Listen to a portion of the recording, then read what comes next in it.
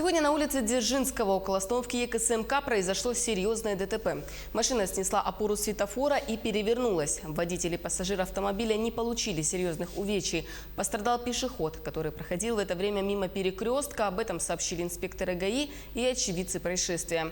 Девушку забрала карета скорой помощи. Она не получила серьезных увечий, лишь ссадины. Сейчас на месте ДТП работают инспекторы. Ехали со стороны Калица по Дзержинского в сторону кольца, в сторону порта, по левой полосе крайней. Потом потихоньку пристроились на правую, где 16-я школа, уже ехали по крайней правой полосе. И посередине ехал ВИШ, ближе к перекрестку начали подъезжать, ВИШ резко перестроился вправо, подрезал, получается. Ну, не увидел он нас, походу. Уже вот-вот рядом с ним ехали, и он давай вправо. Все, мы ушли, получается, от удара и врезали сюда. Ехали, наверное, где-то 40-50.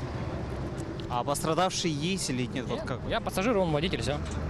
Вот. Знакомый мой, позвонил ему, чтобы он меня забрал. Меня забрал, и вот не доехали маленько.